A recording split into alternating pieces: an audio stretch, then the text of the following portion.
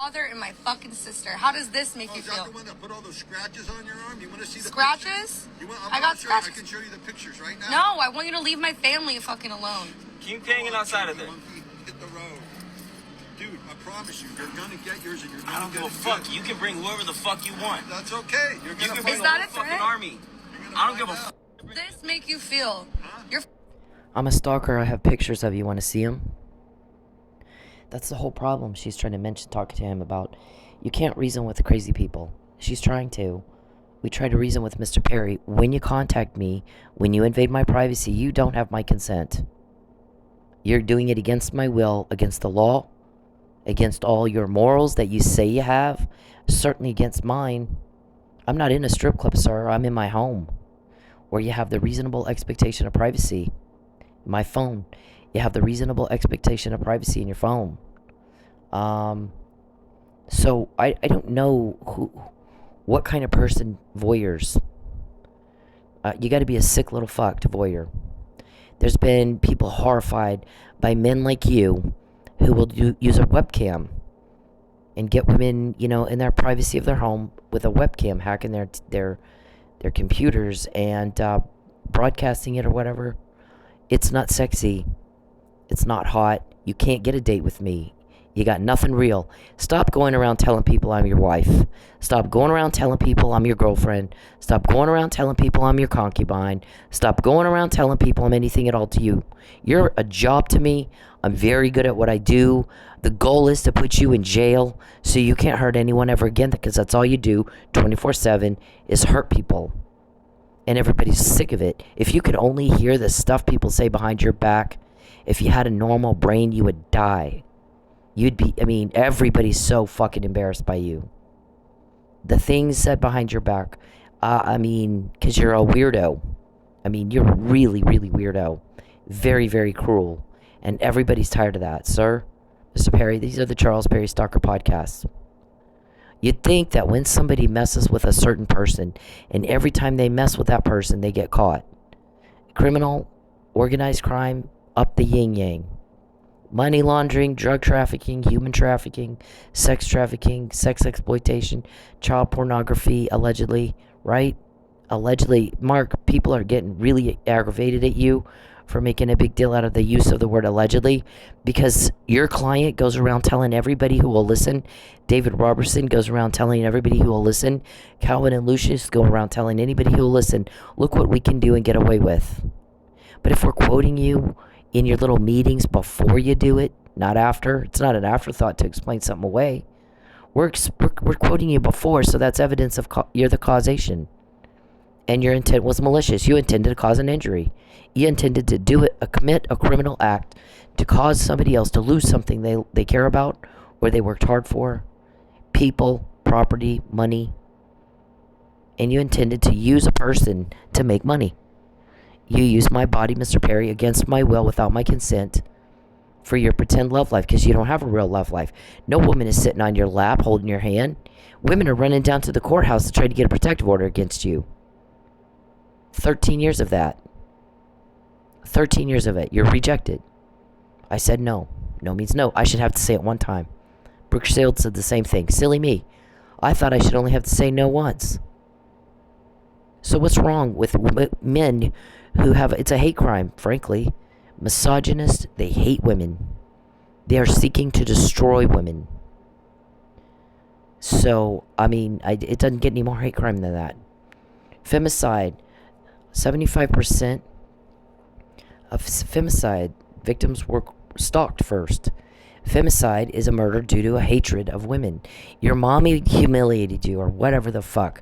And now you got to bother everybody else with that instead of keeping it within your own family and dealing it with professionally with some dignity and some class.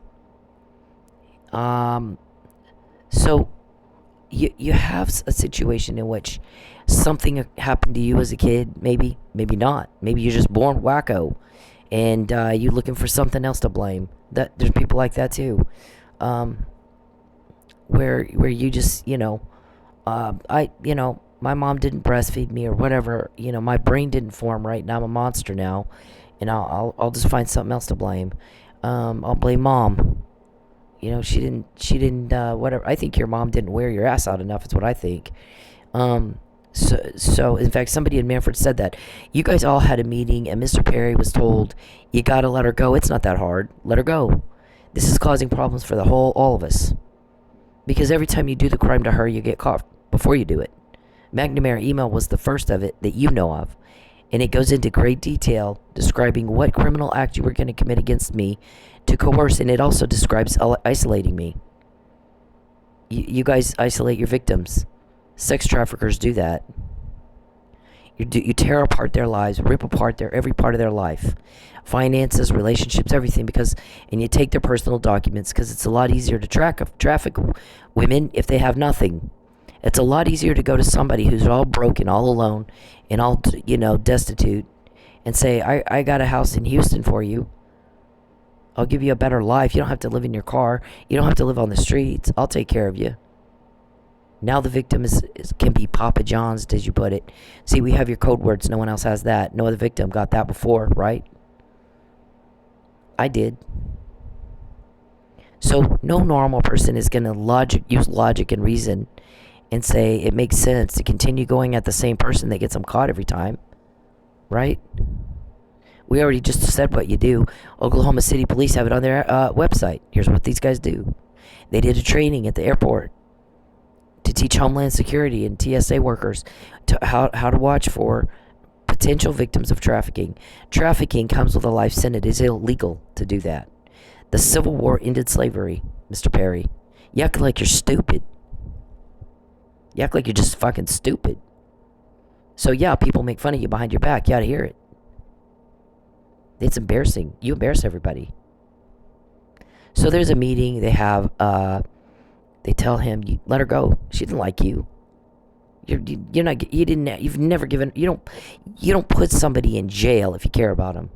And you were told that too when I first got home. You called somebody. And I think the guy told you, you're talking to me like you think I believe you, and I think you know I don't. You didn't call her up and say, there's things that,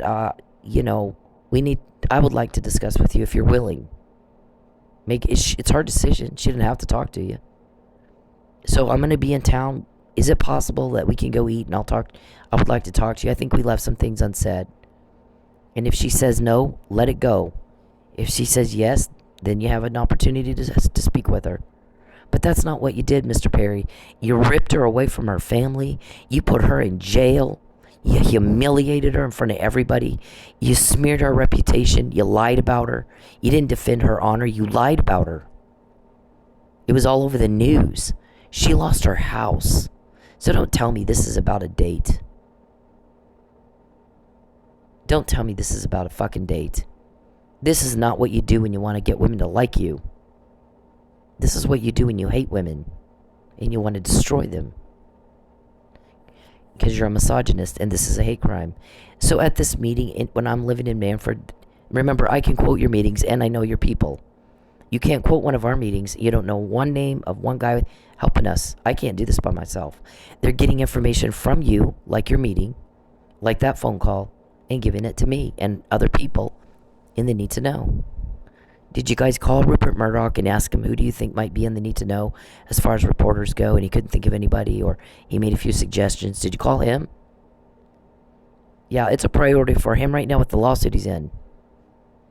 I'm sure he's top of his list of things he's worried about. So kind of like Russia. David's calling Russia, and Russia's calling Cynthia and telling her everything we said. Russia, and the guy's like, oh, you shitting us with that, right? Russia's in the middle of a war. They don't give two fucks about you and your trafficking. And you got this one person, you can't Papa John's. Papa John's is code word that traffickers use to describe making the delivery of a victim to the buyer. Yeah, name one other victim that has that kind of information. I've not been trafficked yet. You are caught, and you act like you don't know that because you're stupid.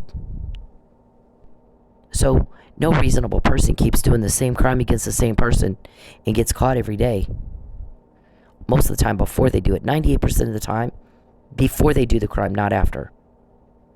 So we need only one conversation of them talking about doing a specific act that is criminal Intending me injury, Calvin. Bald fat Calvin. Only one conversation is all we need to prove your intent was malicious. You knew it was a criminal act. You intended it to cause an injury. You intended it to coerce. And you did it on purpose. Only one. And sometimes you guys will have the conversation, get caught. Then you go around telling everybody, we're going to let the dust settle and we'll try again later. Let's create a panacea for a little bit. Get her calmed down. And then you have the conversation again. So now we got 2. And then 3. And then 4. Sometimes 50 on the same thing. We got a bunch on the pullovers. Yeah. So they sit Perry down and they tell him, let her go. It's not that hard, Charles. Let her go. This is causing problems for the whole organization. It's not just about you. He clenched his fist, turned red, threw a fit. And one guy said, I've never in my life seen a grown man act like that. I had to leave the room. It made me sick at my stomach.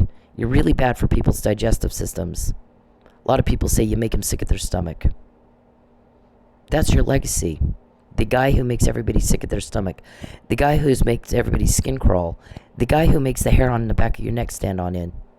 You're that guy. That's your legacy. That's your reputation. What's it like to be that guy? Oh my God, I can't imagine. If you can even understand a fucking thing I just said. So he another guy said he acts like his mom and dad did not whoop the fuck out of him enough when he was a little kid, and he still acts like a little kid, spoiled rotten little brat. I've not seen a grown man act like that either in my entire life. How embarrassing for you. Everybody was embarrassed by you. Somebody got sick at their stomach. They had to walk out of the room for a minute. What's it like? I mean, why are you acting that way? We understand Mr. Perry has Huntington's disease. And we have that information because when he contacts me, we find out more. When he causes a loss for me of any kind, Calvin, or you too, we find out more. When you caused me, you hacked my phone. You're invading my privacy. You don't have my consent for that, Calvin. And the more you do it to me, the more you get caught. I know you're bald and fat. That doesn't make you shit yourself. I don't know what will. I've not met you that I know of. So it causes paranoia, hallucinations, delusion, psychosis. It's mental illness. He literally sees things that aren't there. And it causes impaired cognitive reasoning, which is the mental retardation part our shrink talked about long ago when she said, I don't think Mr. Perry will pass cognitive reasoning tests I give my first grade patients. He won't pass it. If then that. If you mess with her, you're going to get caught. So if you don't like that, don't do it. Everyone else can figure that out. Why can't you? You don't have any leverage here, Mr. Perry. You don't have one name of even one guy that's helping us, or one reporter, or any of your leaks. And I'm not told that. I wouldn't help you if I was. You're a very dangerous man. 3 people know that information, and I'm not one of them. You know why? So that if I have to testify, or you try to beat me into submission and subjugate and witness tamper, I can say honestly, truthfully, I wasn't told that. I don't know. I don't know who the leaks are, Judge. I don't care. I really don't. And if Mr. Perry's a criminal, he's hurting people. He's hurting people bad, worse than in a way they won't get over. So there's only 3 people that have that information, and I'm not one of them. Because if Mr. Perry puts me in a situation where it's eat or tell, I have to be able to say I don't know, so they don't tell me. So I can honestly, under oath or with a lie detector test or something, say I don't know who the leaks are. I don't know. I'm not told that. Every day he asks, is it your mom? Is it your dad? Is it your family? Is it your kids? Is it David? Is it Al? Is it Izzy? Is it Ty? Is it Jim? Jim? I believe because the question's been asked so much, it's Jim McGew. He asked, there's not a day that goes by he's not asking if it's you. So he thinks you're a leak. Mr. Perry, he could have a wiretap order on him. There's both wiretap type orders, investigatory orders that would allow some type of surveillance equipment to be used. And then there's leaks. It's both. But Jim, I swear to God, every day, not a day goes by, he doesn't ask if it's you. And he's typing, is it David to call in Russia? But here's the thing about that. What you're saying is, yes, we did that. I just want to know how you found out. I just want to know who told you. So you just confessed to a crime in the question of who told. So you can't reason like a normal person. You can't do it. If you do X and Y happens and you don't like Y, then stop doing X. You don't like getting burned every time you touch the stove. Why you keep touching the stove, dumbass? Your hand's coming off your arm and you're still touching the stove. And you do the same thing every day expecting different results. And everybody's going, I don't even know what to say to that kind of stupid. It's a special kind of stupid that does that. This guy, she's telling him, do you like having a camera in your face? Just trying to make a point. He totally doesn't get the point. Goes right over his stupid fucktard head. And he comes back at her with, you mean the pictures I take of you all over the place because I'm stalking you? That's what stalkers do. I go where you are, your family, and bother them. Take pictures of you and them. Is that what you're talking about? Oh my God, wow. And then threatens to get them. Mr. Perry does the same thing to me. I'm going to get you. I'm going to get you. I'm going to get you. Act like a dignitary, sir. Listen to this bitch. He doesn't even make sense. Filming my father and my fucking sister. How does this make you Is that feel? the one that put all those scratches on your arm? You want to see the Scratches? pictures? I got scratches. I can show you the pictures right now. No, I want you to leave my family fucking alone. Keep hanging outside of there. Monkey, hit the road. Dude, I promise you, you're gonna get yours and you're I gonna don't get give a it fuck. good. You can bring whoever the fuck you want. That's okay. You're You gonna can bring Is a that whole a threat? fucking army. I don't give a fuck. This make you feel? This make? I don't stalking me. Please, I can't live here anymore because you stalk me. That's why I moved. Just talk Leave to me alone. I will. You talk to me for 2 minutes. No, and I'll leave you alone. 0 minutes. I don't want to ever talk to you guys. She's got a temper. Now, Mr. Perry was trying to frame me for a murder, and a police officer called him and said, I don't have a motive, Charles, for why she would have killed somebody. And he goes, oh, she's got a temper. Then it was, I'm jealous of him. Wow, of what? The most boring, pathetic stranger on the planet. I'm jealous of that. You're off your nut. You're fucking off your nut. Wow, who says stuff like that? So, oh my God. You're just like, oh my God. And the guy was like, she's not jealous of you. You're a boring accountant from a little bitty town where nothing happens.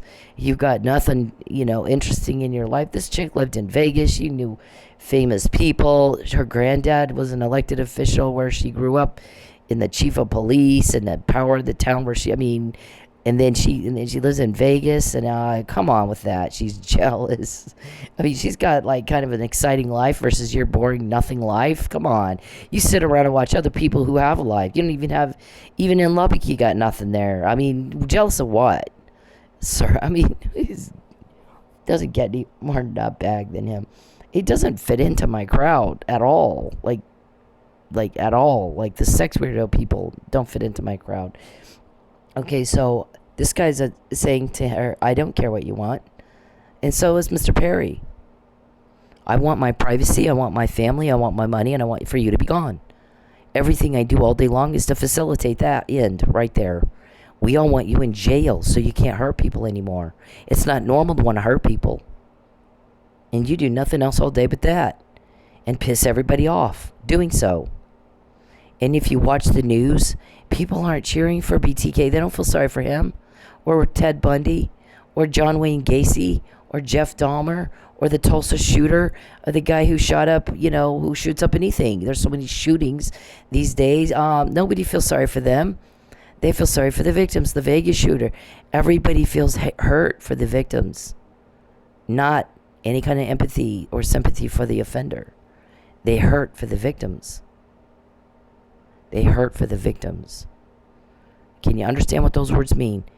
Normal people hurt for the victims. And they don't like the guy who did the problem, who caused the hurt. That's normal. That's normal people. less than 0.1% of the population becomes a violent offender, criminologist Lonnie Evans says of Seton Hall University. And he studied it. 98.9% can't begin to understand you, whether they were abused or not. And he's going over the crime causation being brutalization as a kid, both abused and having to watch the abuse. So when you use my family to tear down my life, that is psychological abuse. And you're now brutalizing and abusing other people for pleasure. You get pleasure out of it. You're a sex sadist. You're a sexually dysfunctional, sadistic piece of trash. And no one cares the fuck how you feel. And all I hear all day is what he thinks and how he feels. We need you to lie. We need you to lie. We want you to lie. I have a house in Houston. I'm going to get you. I'm going to have them arrest you. I'm going to kill you. We're going to kidnap you. We're going to take your car and your money. I made you broke. Is it your mom telling? Is it David? Is it Al? Is it Beverly? Who's telling on me? All fucking day, nonstop. Can you imagine being pestered like that constantly? And then I'm trying to do some banking today and they jam up the apps. I'm like, okay, you're going to pay for that. You do every time you do it. You get it. And now everybody's whining about Calvin. Called the waitress and told her, make sure Cynthia can't make any money. Don't let her waitress. Make sure you piss her off. Bully her. And she did. I have not been bullied like that. I think I've not been, even when I was a little kid, I wasn't bullied like that. I was like, you have got to be shitting me with this. Nobody has ever in my entire life bullied me as badly as that girl did. She did exactly what you said. So she's going to go to jail with you. She's been talking to her boyfriend. She met a guy on Facebook who killed a cop in Oklahoma City. Murdered a cop. Drunk driving in Oklahoma City. And he's in prison. And she met him on Facebook. And now they're in love. Who the fuck does that? And he's got a contraband phone they talk on all the time. She'll talk on... They fucking talk on the phone. There's cameras all over the dressing room in that club at Sensations in Inola. And she'll stand there and talk to him. You can see it on the camera. Yeah. And Calvin, don't let her make any money. Bully her. Be mean to her. Cause a hostile environment. Right? And she did. So I left.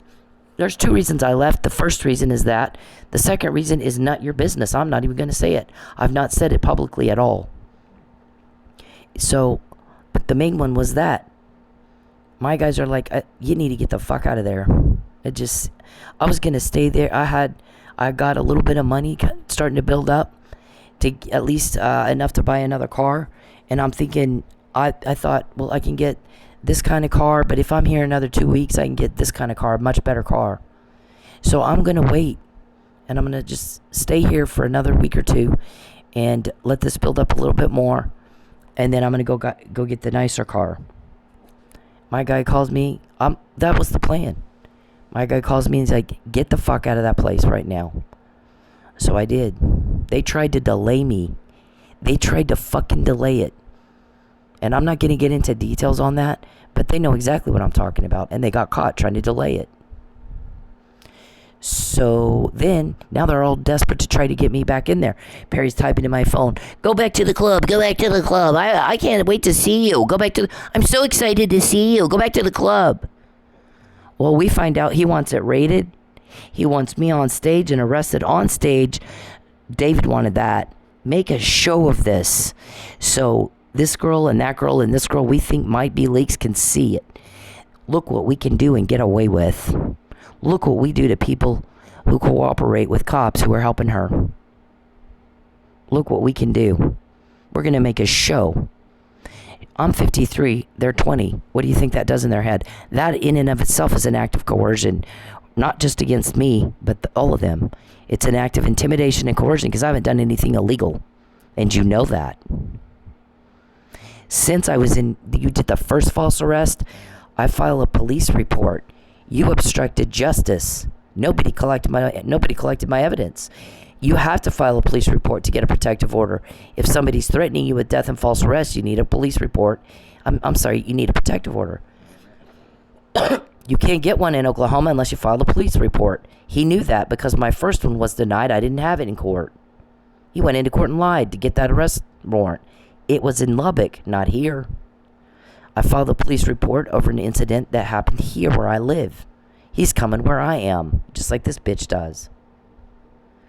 And nobody collected my evidence. Nobody at TPD gave my confidential report right to the offender. See, you get caught when you do this shit to me, Mr. Perry, and you act like you have no fucking idea. We quote you every day, and at the same time you're asking who is leaking. How did you find out? And you guys run all around. How'd she know about that? How'd she find out?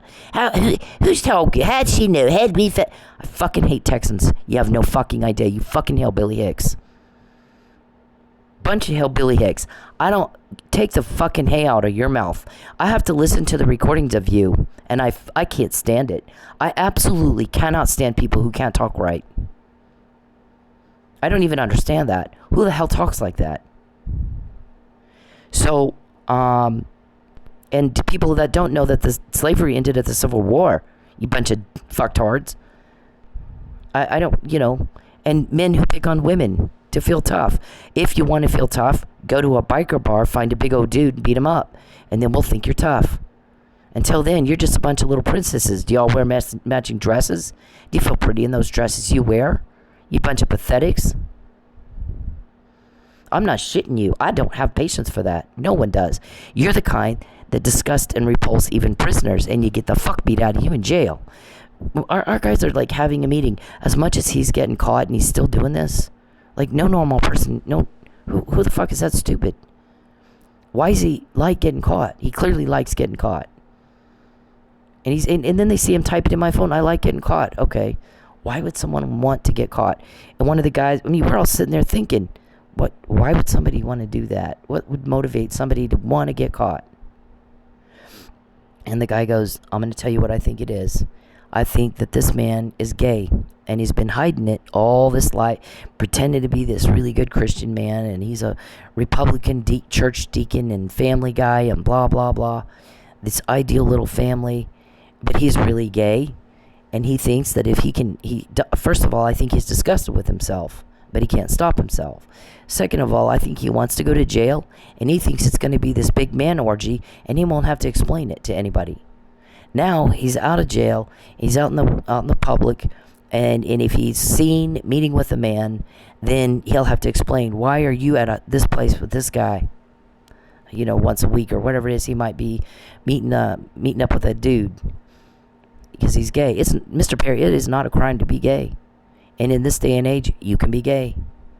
There's gay Republicans, and so there's no excuse for you to hide something like that. That's not a crime, actually. Nor is being trans. And I don't have any thing at all against gay people or trans. One of my good friends was gay and trans, and you're the thing that separated us. I loved him to death. We were very close. The thing that separated us was you. So I don't have a thing against gay people or trans.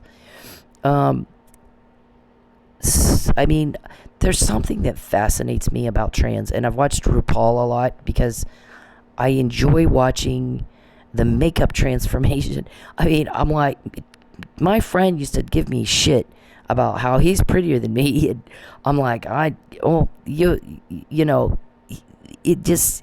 it was, when he would put makeup on, he really was prettier than me. A lot prettier than me. So he would tease me about that, and it was funny, and we went to a show in Vegas where they have trans people dressed as female movie stars, and you couldn't hardly tell it wasn't really the movie star. And it just fascinates me, the transformation of the use of makeup, that they can make themselves look that great. Beautiful. These men look beautiful, and if they feel like that's their comfort, fine. It's a free country. Do what you want to do. As far as being a Christian goes, I feel like that it is not my responsibility to decide someone's heaven or hell. Thankfully, that's not my responsibility. I don't want that responsibility. I don't have to take that responsibility. So I get it when Christians go around saying, oh, we are to condemn the homosexual. How about you condemn a man instead who is ripping up somebody's life so he feels tough guy? And leave the trans alone for now. I mean, I don't see trans doing this to people. Completely blowing up somebody's life, little kids' lives. I don't see it. Killing cops and crap. I don't see it. So maybe we all back off the trans a little bit, and maybe we go after people who are beating down someone's life till there's just nothing left, so that they can rape them and feel tough guy. Maybe that. So back off the gay people, back off the trans, and let's not worry about them. They're not mistreating us. I mean, if he said the greatest commandment is treat each other like you want to be treated, because you know what? At the end of the day, God is not mocked. You're going to reap what you sow. When you invade my privacy, my guys invade yours. You're reaping what you sow already, in ways you never imagined. So, when you got a little child who lost their mom and lost their mommy, and that had a nice, stable home environment, and a mom with a stable job, and a family support, all of a sudden, all that's, boom, it's gone. And that child is being twisted and torn. You don't have that right. Those guys, they can't make hell hot enough for me, in my opinion. Now, at the last minute, if somebody wants to repent and ask for, I think I think that's between them and God. And if you end up in heaven and you see someone like that, don't be surprised. That happens. But how dare you pick on trans and gays and say they're not going to go to heaven, and then just let somebody like Mr. Perry get away with murder? We don't do that. I'm sorry, we don't do that. Don't call yourself a Christian, at least not to my face, because I don't want to hear it. I really fucking don't want to hear it. So, it's about how you treat people, I think, more than anything else. He said the greatest commandment, above all else, is watch how you treat people. Now, for you, that's different, Mr. Perry, because you're the offender, and you've put yourself up on a high horse, and you think you're God, and that you're going to rip somebody's life up. Look what I can do and get away with. I can utterly destroy you and get away with it. Watch me. And you've said that to me more than once. I will utterly destroy you, and I will get away with it. But the interesting thing is, when you're having to ask who told on me, what is it you fucking think you're getting away with? Yeah, you're just as loopy as him. You're just not getting it. It went right over your head. You're not getting away with shit if you have to ask me how I found out before. Right? So, I said all of that to say something. Now I don't remember what. But you can't reason with these people. But the guy says, I think Mr. Perry thinks it's going to be a big sex orgy with men. And he's got this insatiable desire for men, but he's got to hide it.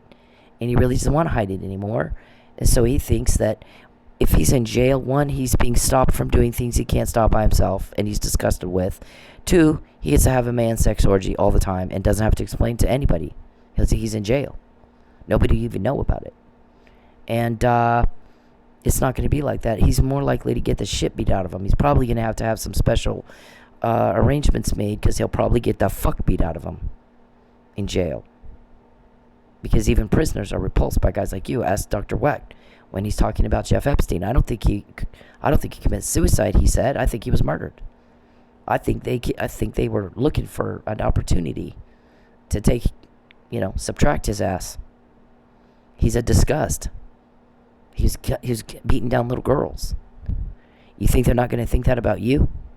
See, crime was second on the list of things people want stopped in polling during midterm elections. There's the economy, their wallet, and then that. So why in the fuck did you think they'd be okay with your crime? And how dare you ask me who told on you? You're not understanding the seething hatred and resentment against you. You're not getting it. I can get information you can't, and I get it like that. Nobody will tell you fuck. Because because there is a seething, growing bitterness and resentment against you for taking and ruining and robbing and raping. You do not have consent to use my body for your pretend love life, or for your entertainment, or for profit. You do not have consent to contact me at all. You don't have consent to hack me or clone my phone. I said, get the fuck out of my life. And by God, that's what I mean. And every time you go at me, you get caught. You're not getting away with shit. You're not getting away with shit. So we did 2 things that tipped me off this weekend. 1, pushing and pushing. Go work, go work, go work, go work, go work. Well, we all saw what you did to Mike Neely when you pushed him to Pensacola. You blew his life up. So at this point, anytime you start pushing somebody in a certain direction, we're not doing it. Period. We're not doing it. Second of all, Mr. Perry's like, oh, I'm so excited to see you. And I'm like, oh my God, that means if I go to work, I got to see him. I don't want to see him. I've said, if you get anywhere near me, you better have a football helmet on and a vag cup, because I'll beat the hell out of you. And I say the vag cup again, because no tough guy, no real man picks on women. Okay? I don't hate gays and trans. I don't.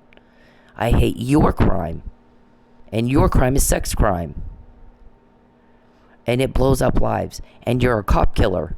And I really hate that. Because here's the thing, I grew up in a home of police. I'm a baby. Guess what? When I wake up in the morning, a police officer picked me up and took me in the other room and handed me a bottle.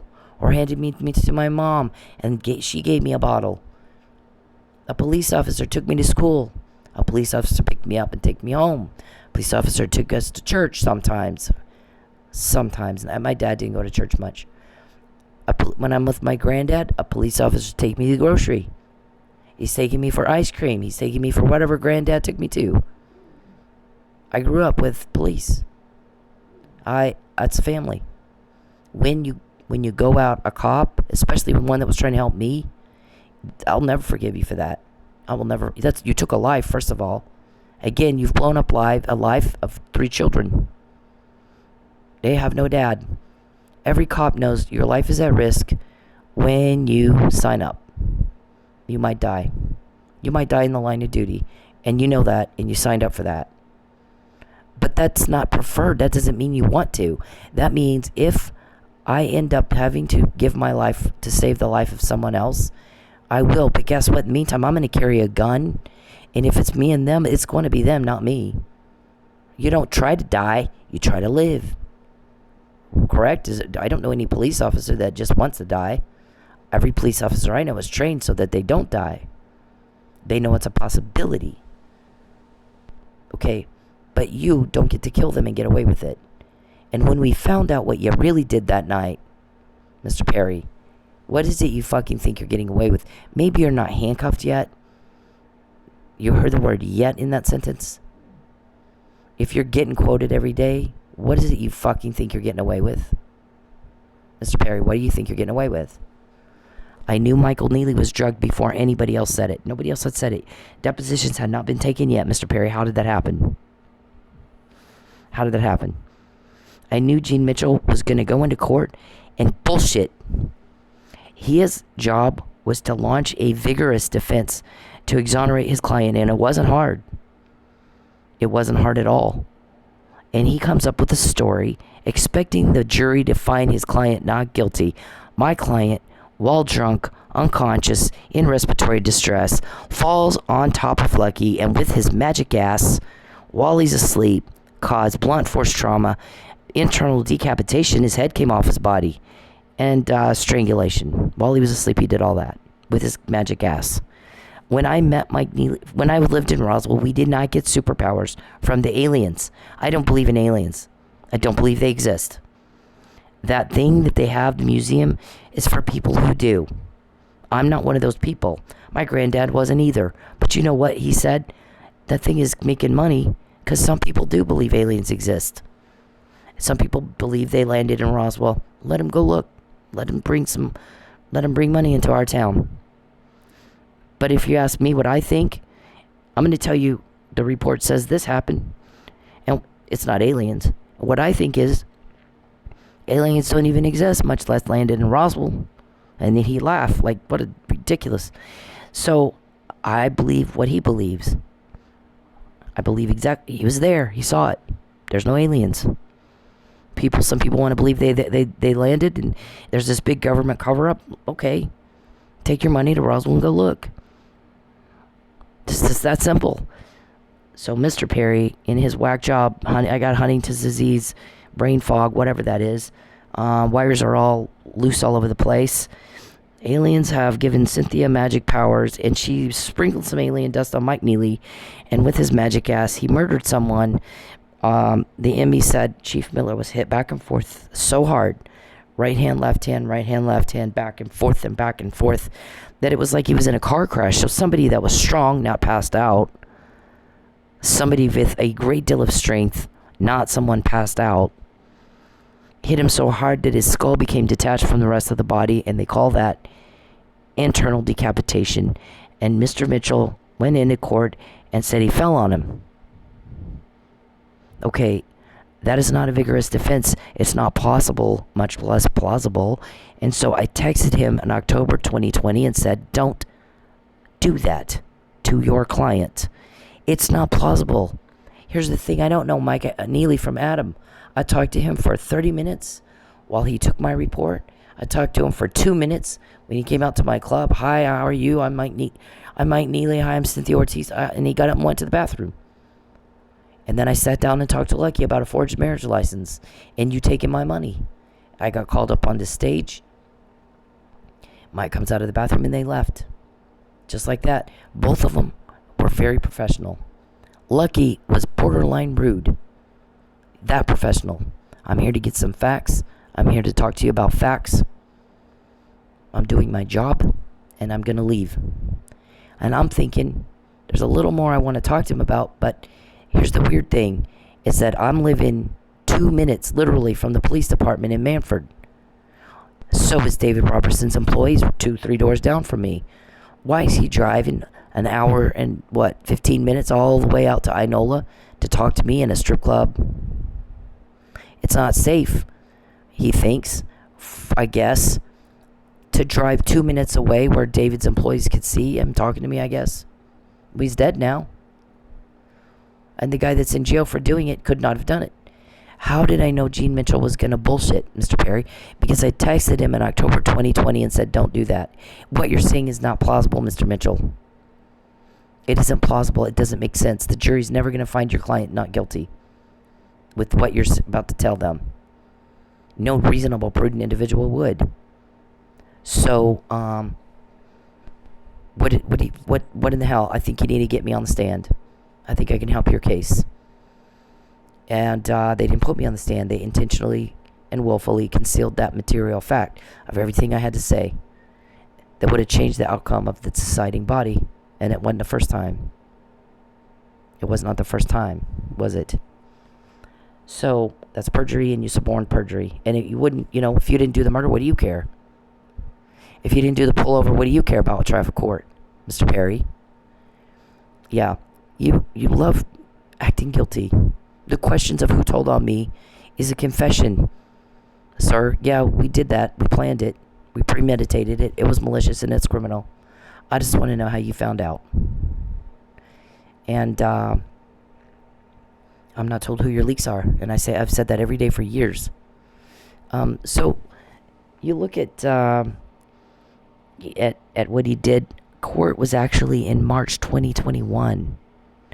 And even he said, how did she know my legal argument before I'd even made it? Well, you had a deposition, dumb fuck. Why didn't you ask me?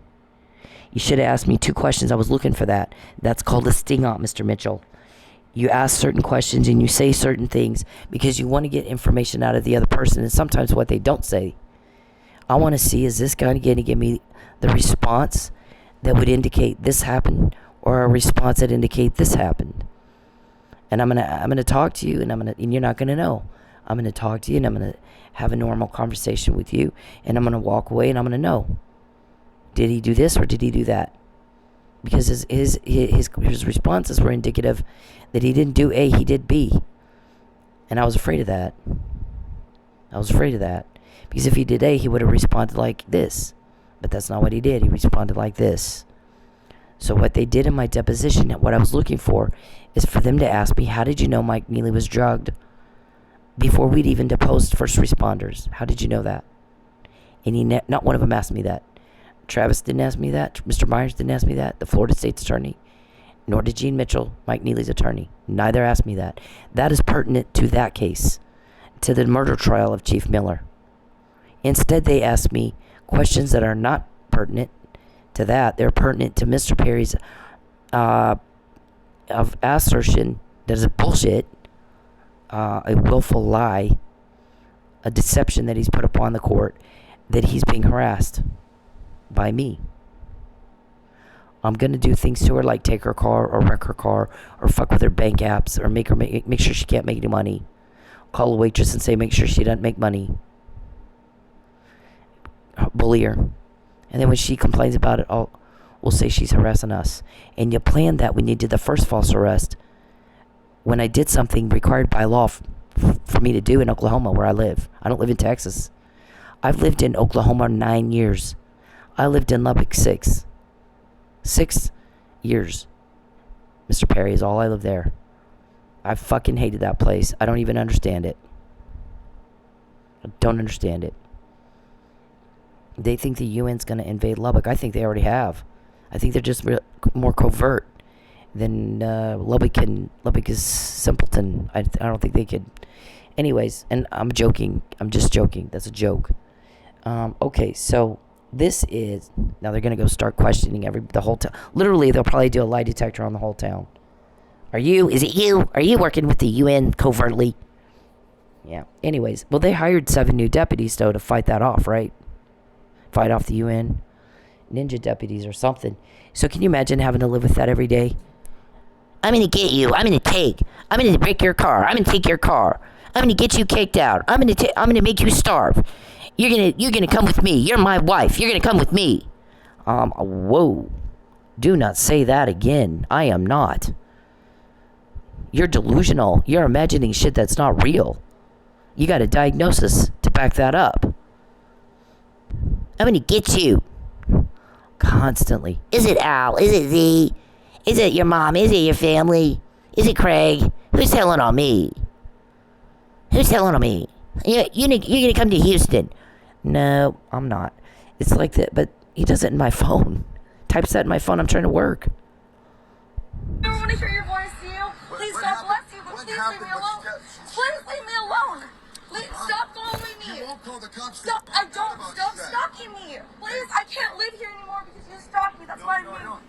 Leave me alone. I will. You talk to me for 2 minutes. No, 0 minutes. I don't want to ever talk to you again. I don't ever want to hear your voice, you.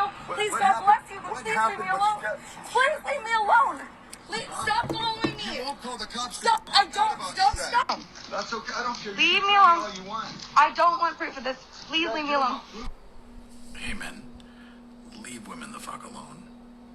When they're in public, when they're doing anything, you don't have the right to their attention. You don't have the right to step into their personal space. You don't have the right to them. Especially if they're making it very clear they don't want to be talked to. But even when they're not, unless a woman is giving you enthusiastic and continuous body language and signs that she wants to talk to your ugly dumbass, then leave her the fuck alone. Find a date a different way. Okay? It's not clever. It's not cool. It's not cute. It's garbage. It's absolute garbage behavior. And you're a garbage person if you do it. I don't care if it's in public. It doesn't fucking matter. You don't have the right to her. And you need to leave her alone. And this is Bacon. That's okay. I don't care. Leave me alone. All you want. I don't want proof of this. Please. That's okay. I don't care. Leave me alone. All you want. I don't want proof of this. Please leave me alone. Please leave me alone. Leave me alone. Please. Just talk to me for 2 minutes and I'll leave you alone. Oh my God. It's too damn early for this shit. Leave me alone. How do you dress like this? What are you a prostitute? I'm curious. Sir, please leave. That's okay. I don't care. Leave me alone. All you want. I don't want. Brooke Shields is like, oh, silly me. I thought saying no one time should be enough. What part of no did you get? Yeah. I'm not sure where Murdoch is the right person to ask about anything right now. He's got the scandal with Gretchen Carlson, the movie Bombshell, Megyn Kelly. I bought that movie. I own that movie. I've watched it. Gosh, if you're gonna peep on me and watch what I'm watching on television, and take hints, take that one, Mr. Perry. Okay, so we'll do the disclaimer. Everybody see that? I'm not gonna read it for you. You read it yourself. Mr. Warman, people get really aggravated at you about the use allegedly, your stomping of your feet, and she can't just say use allegedly. Actually, I can, sir. I've done more than that. It's all here. Okay? I'm sorry you don't like that. Maybe you had to get out of my business. Maybe you had to restrain your client. How about that? Then you won't have anything to worry about. There won't be any more podcasts, Mr. Warman. These are to document for mains ray, for court, for my intent, Mr. Perry's intent, because all of that comes into play, doesn't it? In a criminal trial, intent. He does not have my consent. Never did. He's got delusion. He's imagining shit that's not real. Mr. Perry, you're embarrassing everybody. You hear what people say behind your back. You get made fun of a lot. You're embarrassing everybody. Those guys in Sepulpa, I don't know. I mean, probably they didn't all say this, but one or two of them did. Mr. Perry went around telling everybody he's going to make Cynthia get pregnant. She don't want to have his kid. And you know what? That creeped us out so much. He's probably got women locked up in a basement somewhere. He's one of those sick, twisted types. Making her kid feel uncomfortable. He's introducing her son, as his stepson. Good God. I mean, you creeped him out. He might not have creeped all of them out. Certainly, I guess not Ruben and James. Although you guys have been asking if there were... We heard y'all talking about whether or not they're a leak. But not all of them. You know, there's normal people in Sepulpa, as it turns out. And they're embarrassed by you and creeped out by you. We can get information. I'm going to name your people again. Lucius, Calvin, who's bald and fat. Sanjay, who's your hacker. Geppetto, your witch. Beverly, Kate, James, Ruben, Dickie, Richard, Lawrence, Jeremy, Brian, Andrew. Who's Monique? Huh? Who's Monique? Who's Muffin Man? Muffin Man is a nickname. Who's the Muffin Man? Name one of my guys. Name one. Yeah, we're quoting you. I knew Mike Neely was drugged before anybody else said it. I knew Gene Mitchell was going to lie. I knew what he was going to say before he said it. And you want to know how? Had a deposition, didn't bother to ask me in the deposition. How'd you know my client was drugged before anybody else said it? Were he interested in the truth? Then he would ask me, don't you think? But the problem is the line of questioning in his conversation went in a whole different direction. And I'm going, uh-oh. They're going to fuck Mike over. So we start watching things very, very carefully. But we already knew he was going to... That's why I texted him. Don't do this to your client. And to your license. Your law license. Is it worth your law license? Is it worth going to jail, Mr. Mitchell? We've encouraged the Creek County DA to press charges against all of them. You too. For obstruction of justice. We're ballsy. We have the balls to do it. He may not. If he doesn't, our guys will do. Our guys will take care of it. Mr. Perry, no one wants to help you. No one. Have I ever helped you? I have not. And yet, every day you keep asking the same questions, getting the same answers, doing the same things, getting the same results. That is, by definition, insanity. And it's embarrassing, everybody. And Jack, like you have... I'm telling our shrink, why isn't he embarrassed? Everybody's embarrassed by him. She said, I told you he's mentally retarded. I don't mean a little bit. I mean severely. I mean he can't take a cognitive reasoning test that I give my first grade patients and pass it. He doesn't know he should be. He doesn't know. You know, I know, we're all about to die. It's embarrassing for this guy. He has no fucking idea. Not a clue. He's got filters off where he's telling people, oh, I like sadism so much. And women hurting so much. I go to the maternity ward when I'm in a different town. Nobody knows who I am. Watch the women in pain go in the bathroom and jack off. And he said it like he was bragging. Everybody else is horrified, like, oh my God, who the fuck does that? So what has he said to a cop? He didn't know he was talking to a cop. Yeah, we got your names from somewhere. We got your code words. Papa John's means to make delivery of a victim. Hansel and Gretel means coax the victim somewhere where you can hurt him. Like coaxing Mike to Pensacola, coaxing me to the club. You're not supposed to contact me at my work, Mr. Perry. The allegations are stalking and coercion. Witness tampering. Hacking and peeping. You shouldn't know where I am. You shouldn't care. You've gone into court and denied every allegation we've made. You're trying to prove perjury too? Your attorney was worried about it. If she goes to Houston with this guy, do you understand? She's made these allegations. She found out before. Other victims don't usually know before. She knows before. She's made the allegation. You go into court and deny it. And she ends up in Houston being sold. You've got perjury now. They got you on perjury too. Grand larceny with intent to coerce. Interference with commerce with intent to coerce. When you call and you try to get a false arrest warrant, and you're telling me in my phone, we're going to have you arrested. We're going to smear you again. We're going to subjugate you one way or the other. We're going to kidnap you. We're going to murder you. And then I also have cops telling me they're going to run you off the road. Listen to this. The guy said he'll clip the front end of your car next time you get on the freeway. That, and somebody else going, that probably would have killed her. I think that was attempted murder number 4 or 5 that they've planned. She knows that she's got the goods. They want her dead. She's good at what she does. 30 men have a meeting, try to figure out how to make her fail. One woman. That's embarrassing. So I got them telling me, you stay home. It's not worth it. It's not worth you die. You can make up to, when we do this, they can't put money into my account because you're always watching my account illegally. You obtain that information illegally. There's privacy laws being violated all over the fucking place every time you guys start looking at my checking accounts or jamming up banking apps. Calvin, you're the one that does that. And messing with my car, talking to some guy about selling my car out from under me and making keys and shit and get our title from her, aren't you? Okay, so they're doing all this crap to me, and that's interference with commerce, interference with contracts with intent to coerce, interference with commerce with intent to coerce, deprivation of food and shelter with intent to coerce, a lie, and traffic. And we've said it over and over and over, and you act like you don't know you're caught. If we're talking about it, you're caught. What is it you think you're getting away with, sir? Just because you haven't been handcuffed yet. But the thing is, everyone knows. We get the information before. We get more of it. The more you contact me, the more you invade my privacy, the longer I'm broke, the longer Mike's in jail.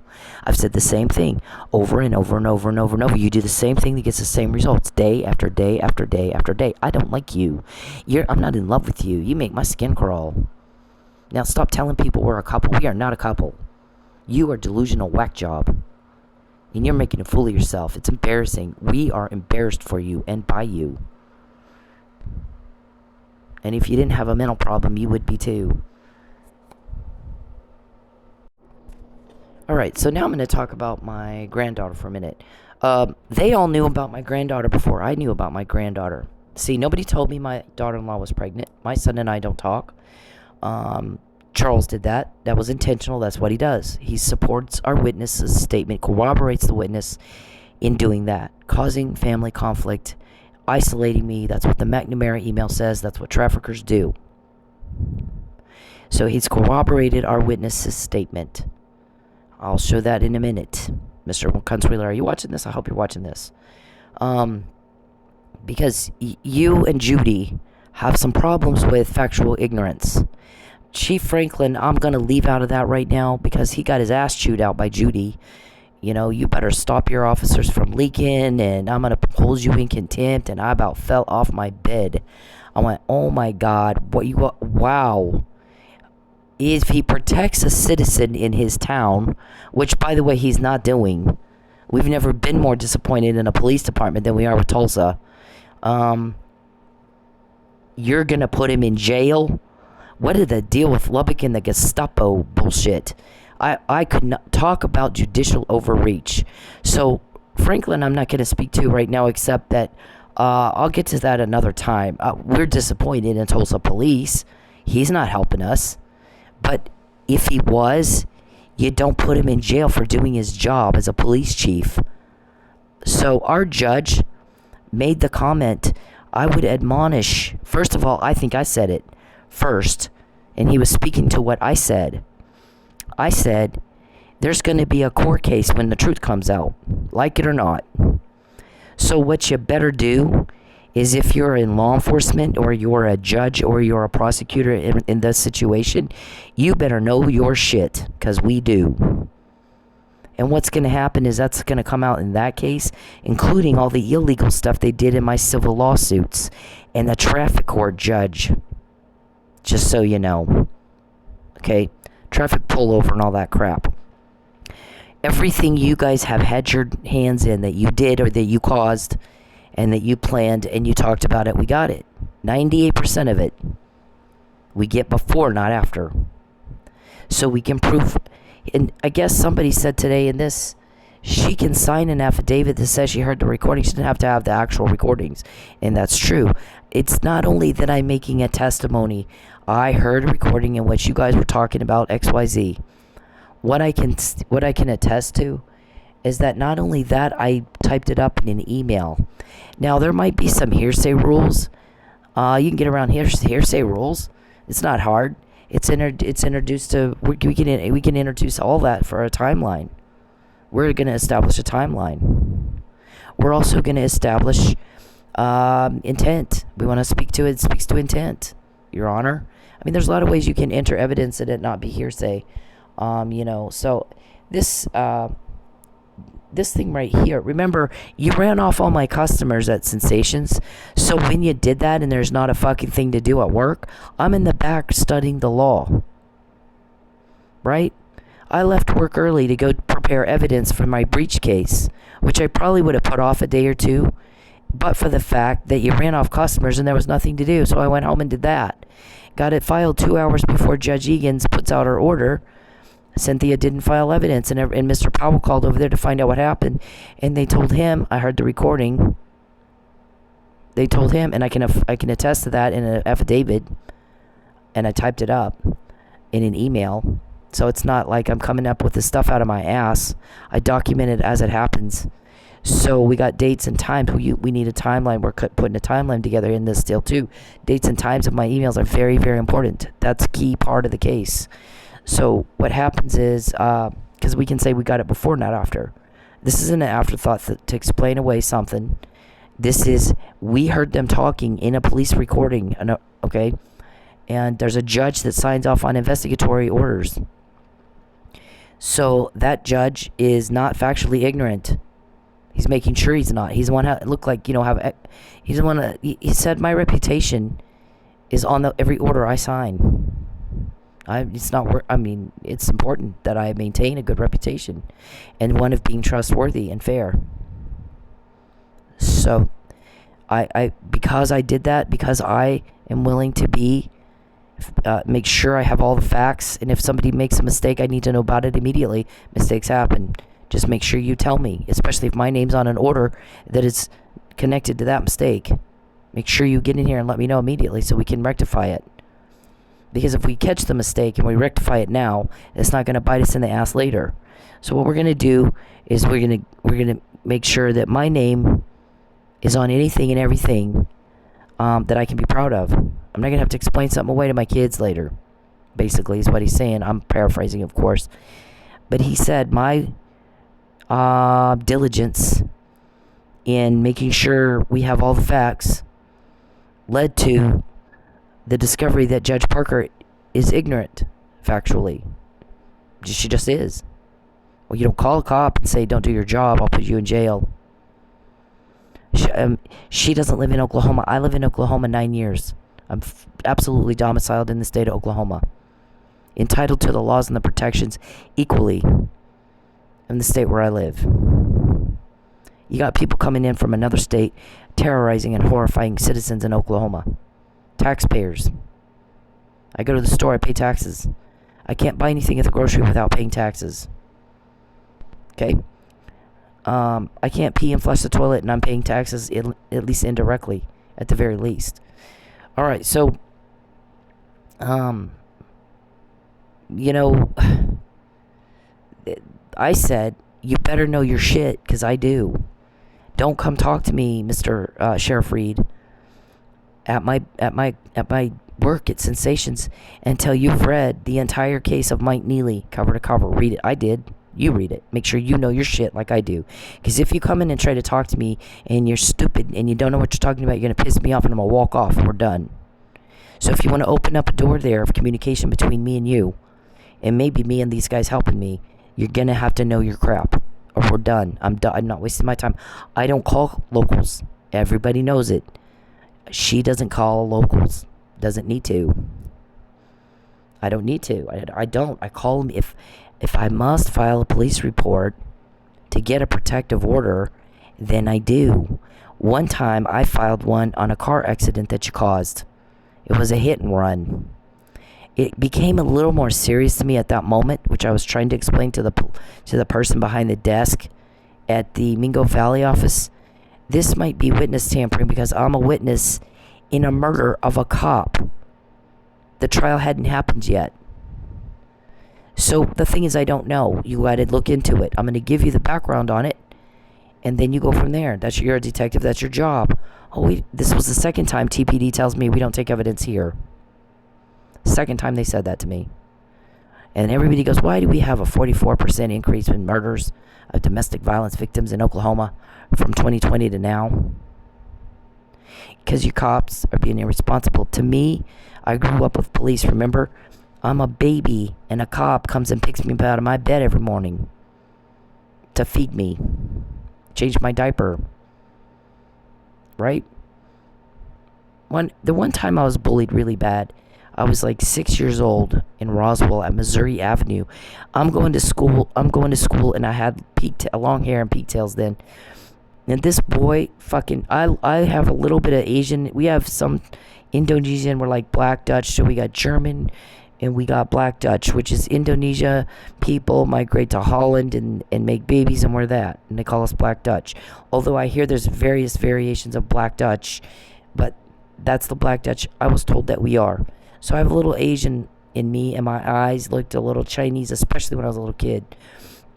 And this kid called me a boat child, which was a very derogatory term used for the Vietnamese during the Vietnam War would migrate to America for safety, I guess, refugees or something, and they called them boat children. Well, I got called boat child all the time by this boy, and he would pull my hair and he'd make fun of me and beat me up and stuff and just bullied the fuck out of me. And that's the only other time I've been bullied like that that I can remember. When I was about 14, I had one other friend that bullied me, but actually not as bad as she bullied. It was sometimes bad, but it was worse, believe it or not, from this chick at Sensations. I mean, I can't imagine why you would do that. I don't know why. She's a meth head. Maybe that's why. I don't know. Anyways, and you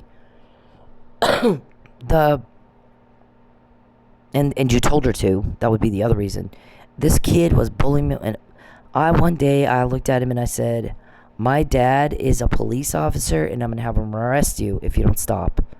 Oh, he is not. He's not a police officer. He just blew it off like it was nothing. Well, one day my daddy pulls up in his police car, gets out of it and yells, Sin, come on, let's go home. The kid starts screaming and crying, please don't arrest me, please don't arrest me, please don't tell him, please don't arrest me, please, I promise I'll be nice, I promise. And I got in my dad's car and we left, and that kid never gave me a hard time again, ever, after that. Never. And so that's police to me. I mean, when my dad was mean to me, my granddad made me feel safe. Police are to make you feel safe. That's what they're supposed to do. The laws are in place to protect us from crime. People don't like crime. I don't know why y'all thought they'd like yours. And if we're quoting you and naming people involved in your criminal organization, what is it you think you're getting away with? Perry, you and I are not a couple. You got to stop with that. You look ridiculous. I'm not your wife. I'm not your girlfriend. I'm not your fiance. I'm not your concubine. I'll beat the fuck out of you if you get anywhere near me. And this weekend when you tell me you're going to be out at the club and you're excited to see me, did I go? I avoided it. I'll starve before I go out there when you're there. I'm not going to be trafficked. I'll starve first. And I had for 6 months, from August 2nd until mid-January, literally went days and days and days with no food. Now, I guess maybe right after Christmas, my guys were like, I think at this point, fuck the bills. Fuck the bills. Right now, just take care of you, because my skin's hanging off me. I think that it's getting bad enough. You just need to eat, and we'll deal with everything else on a day-to-day basis. You might lose your car. I don't know, but right now, just eat something, okay? We need you, so you're gonna have to start eating better. So I started kind of putting a little bit of that weight back on, and then when I got in a situation where I was working at the club and making a little bit more money than, Mr. Perry giving me the canned food with DoorDash and stuff, with their hacking on that, we'll let you make $20 and then cost you $10 for gas. Okay? Can't pay it. You're not going to be able to pay a fucking thing. Because we're going to starve you until you call me and tell me, come get me. Okay, now I'll go to Houston. That's what he typed in my phone. Call me. Where made you broke? Call me. We have a house in Houston. We made you broke. Call me. Who's stealing on me? Is it Al? Is it your mom? Oh my God. Is it Russia? And now he's going to think I gave a secret clue and it's Indonesia. Watch, he'll call Indonesia. Is it you? Are you stopping my crime? Stop stopping my crime. How do you make a phone call? I'm a sex weirdo, and we got this one chick that's got cops after me. Is it you? How do you even make that kind of phone call? Don't stop my crime. I'll make it worth your while. Anyways, so basically, Mr. Consuelo, the point that I'm trying to make is that I don't, we're not impressed with TPD. I mean, what they do, they gave my report right to the offender when they knew I had to file it too by law. And I wasn't telling people that I was going to try again for a protective order. I didn't want anybody to know that, because Mr. Perry always jacks everything up, and I didn't want him to have time to go see a judge and pay the judge off. And I'm trying to do things as quietly as I can, because we do have the example where I was able to correct a brief, because they were all sitting there watching me type it up, hacking my phone. My computer. And then my guys are getting them talking about it. They're like, you made a mistake. So you know how he won't let you find an attorney? Yeah. Use his fucking attorney. Listen to what they just said. You fucked up. So I'm listening to him. Oh, God. Okay. I fixed it. So by the time I actually filed the brief, my mistake was corrected. Yeah. He won't let you get an attorney. Use his. His attorney's part of the conspiracy to commit XYZ crime. There's a list of that. There's no attorney-client privilege. They've known that for a long time. We've said it over and over and over. So this is a conversation, about... Remember, I'm not told who it is. I can sometimes tell after a while, I can recognize somebody's voice. Oh, Powell calls up to court going, what happened? Did you get the evidence? And they said, well, we put it on the magistrate's desk, and he didn't tell Judge Egan. So I'm fully aware of that, Judge Egan. There's going to be a motion to vacate in that one at some point when y'all finish up with your crime, because the clock doesn't stop and then start clicking for timely filing until you finish up the crime, because you breached a contract. Nobody ruled on whether or not that bond conditions constitutes a contract. That was what I asserted in my brief. And it's not res judicata, Judge Egan. Unless there's been a trial. There's no trial. There's never even a hearing where I'm there. Every time he does something to me, we get more. We find out more. So don't ask who told on you and then think you're getting away with something. I don't know what it is you think you're getting away with. So there's that one about the sting ops. And then this one wants to kidnap me. You got millions at stake, sir. No one cares but you. Boo fucking who. Trafficking is illegal. You got attorneys, right? They didn't tell you trafficking people is illegal. It comes with a life sentence. I've said it. So our judge, after I said, if you're a cop or you're a prosecutor or you're a judge, you better know your shit. It's going to come out in another courtroom, and if you are factually ignorant or don't know your shit, it's going to bite you in the ass down the road, and it'll bite you hard. And I mean, we know there's a proceeding in front of Judge Parker. We know Judge Parker got upset with Chief Franklin over what she perceived as leaks from his police department. We know that. You don't think there's surveillance on you when we know that. I knew Mike Neely was drugged before anybody else said it. I knew Gene Mitchell was going to go into court and make up the most unbelievable bullshit story I've ever heard in my life. With a straight face. Yeah, okay. So, a judge doesn't get to tell a policeman that I'll put you in jail for contempt if you help this person by enforcing the laws in the state where you live and where you have jurisdiction. That was appalling. I never thought I'd see the day Judy Parker would do that. Judy Parker and I used to be really good friends. Frankly, she probably should have recused herself because of our friendship before I left Lubbock. I mean, I don't know what the hell happened to her. Did you threaten her too, Charles? You like the threats and the bribes. Man, I've never seen anything like it in my life. So we got all this.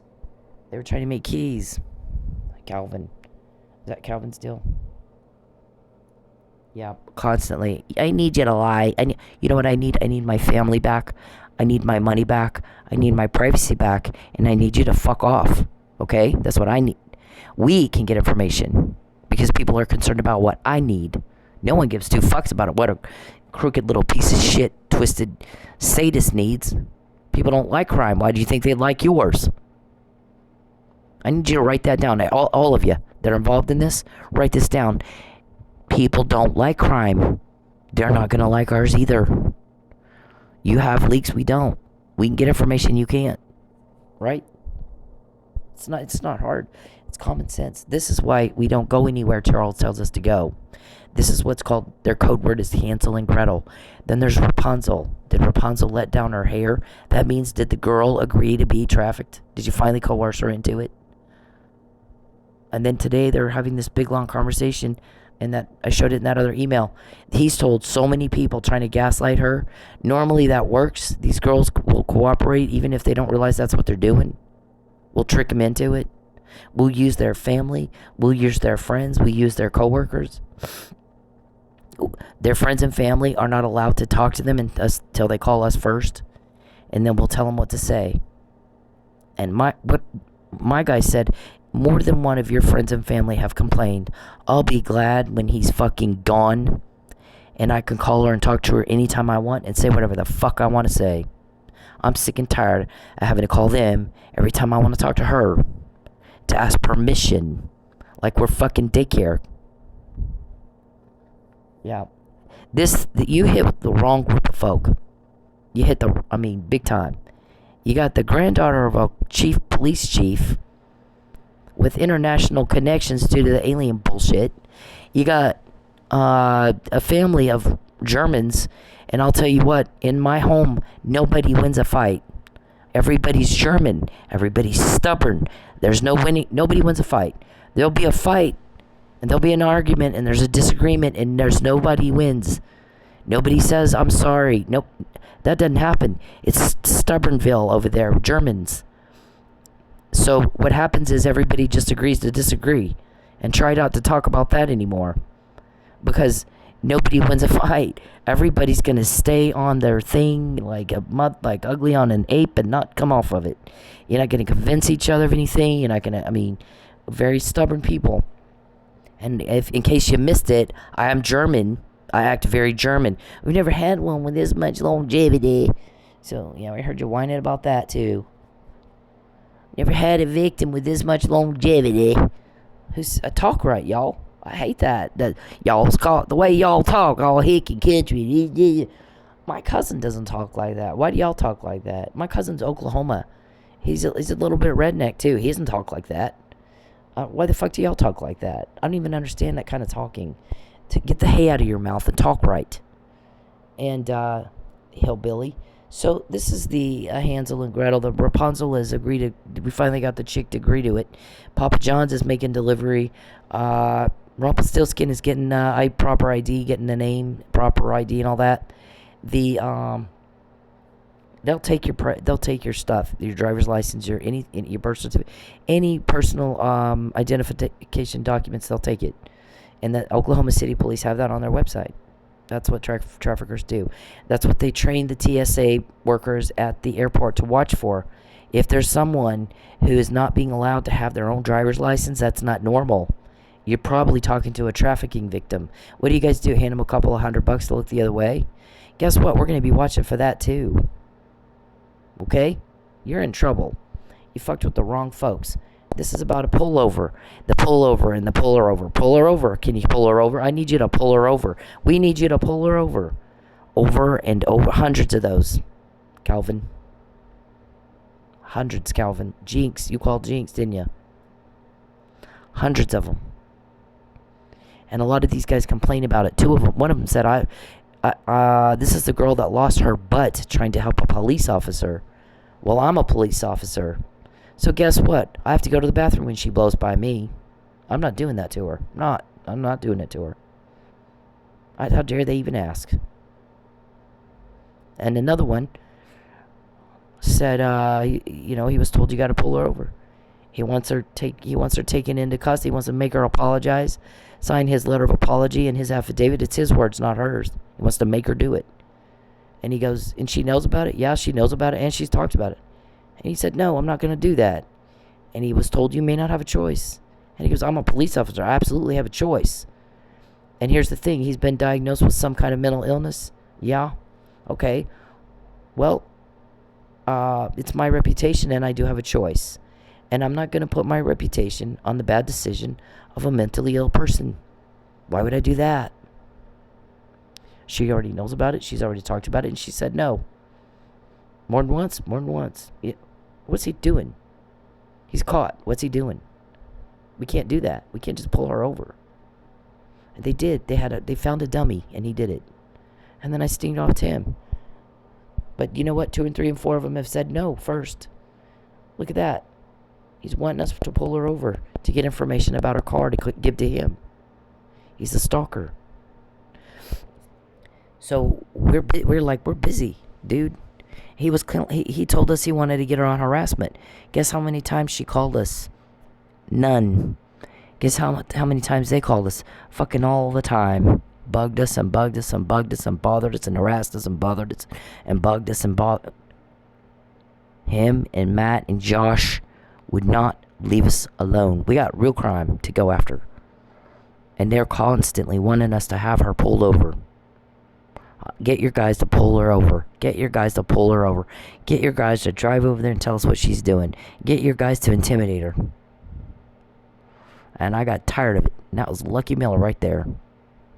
They kept telling us that she's involved in prostitution and she's involved in this and she's involved in that.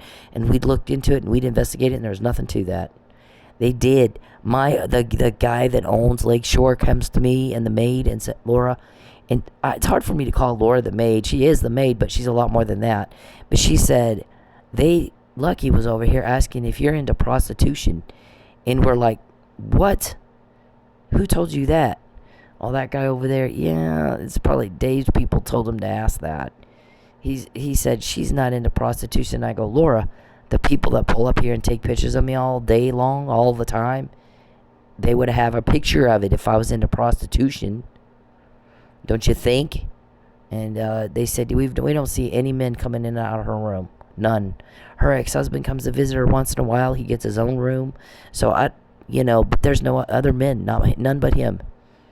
No other men coming up here and going in and out of her room. There's absolutely no evidence of prostitution at all. And your people were up there all the time, though, raping us. Raping the fuck out of all of us. So, one day this car pulls in and kind of does a circle like Perry's people used to do. And Laura's walking, and I saw her just tense up.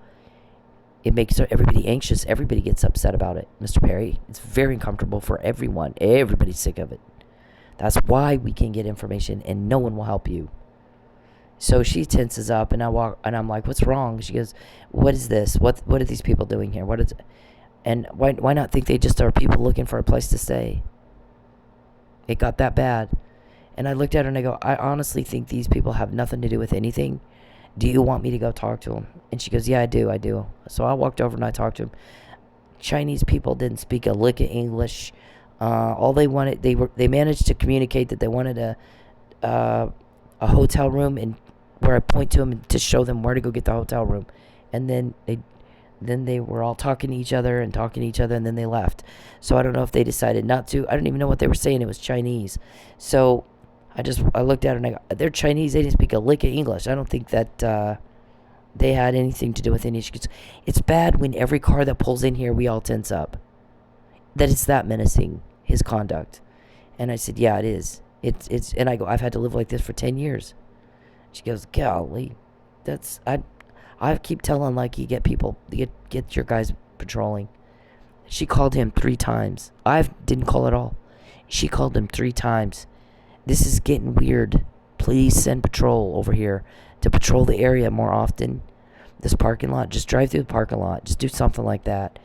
But these guys are making everybody's life very miserable and very uncomfortable, and it's creepy and menacing. And she wouldn't tell me until after she had done it. I didn't even know she did it until after. So it's made everybody very, very uncomfortable, Mr. Perry. And you should be embarrassed. And I'm asking the shrink. That's embarrassing. Why is he? That's why other people don't do it. It's embarrassing, sir. It's embarrassing to act like that. I'm not in love with you, and stop telling people that we're a couple. We're not a couple. I don't want anything to do with you. What you know about me is not. It's against my will. You have no consent. You do not have consent. You're not going to traffic me. And the fact that I know before ought to make you shit yourself. It speaks to your delusion that you think you have a choice.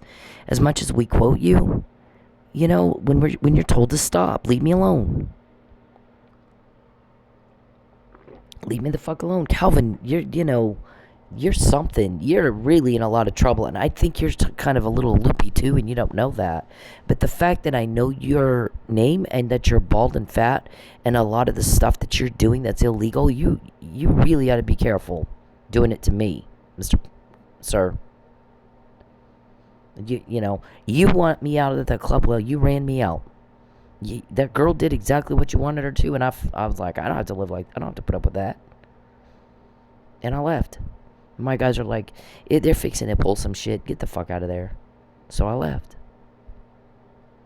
That fact that I knew you were fixing to pull some shit, and that as I'm trying to leave, you're causing delays. You know what they heard them say? You can't hold her there against her will.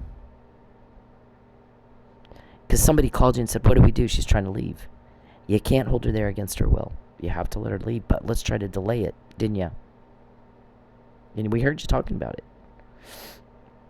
So, as much as you're caught, as much as you're quoted, as many names of your people as we have, and code words, why do you think you have a choice when you're told to stop?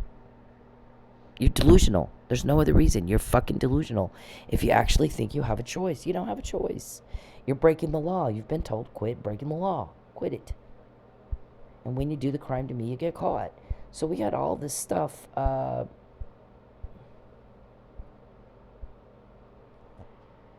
This is the whole trafficking thing. Details. No other victim has this before you traffic him, do they?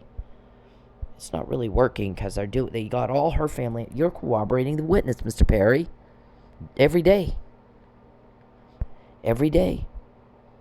This says right here, according to Britain, subjugation of the victim is of importance to this type of sexual killer. Cruelty and infliction of pain are merely the means to effect subjugation. So you are taking deprivation of food and shelter with intent to coerce, with intent to effect subjugation. You're the topic of a book written about serial killers by a man who founded the FBI profiling. What do you think our profiler says about you? We have one. Our shrink does a lot of that. We're very strategic, David. in everything that we do. People were laughing at you. David and Charles and Calvin and Lucius think nothing through. Nothing. And they keep getting caught because they're going up against people who are extremely strategic, planning every little thing. She said they knew they were going to have her pulled over, and they already had a plan of what to do with it. Then she set the questioning of the officer up for court. I set up a foundation so that when we go to court, I can build on what I said to him personally, face to face, during the process of that pullover. We planned it. We talked about it. It was discussed. And he failed. So when he said, okay, I'm going to go write you a ticket now. And he did. Could not wait to write me a ticket. Couldn't wait. I'm sitting there telling him I'm the victim of crime, and I'm going into the causation. I'm going into all of that. And then I'm questioning him again. Once he said to me, he opened the door. The second he said to me, I'm not traffic on patrol. And you are telling me that why? I've been pulled over a lot of times, especially when Charles wants information about my car. Every time I change cars, I get pulled over. So, you tell me, what is the difference between traffic and patrol? Traffic can't take a complaint like harassment or domestic violence or something, but I can't because I'm patrol. You can take it. Oh, wow. Thank you for opening this door. I'm glad you said that. I'm so glad that you made that statement now that we're here on the body cam and such. Because what I'm going to ask you to do is explain it to me. I want you to say it twice. I want to make sure that when we go into court, that they can see that you're very familiar with your duties in the process of this pullover. Okay? So we already had a plan. We already had it strategically laid out and lined up. We have a bazillion emails about the pullover. Got a whole album on it. Just like this one. That's about the car, taking my car. We want to take her car. We want to take her car. Well, let's get the keys to her car. Let's get the title to her car. Right here.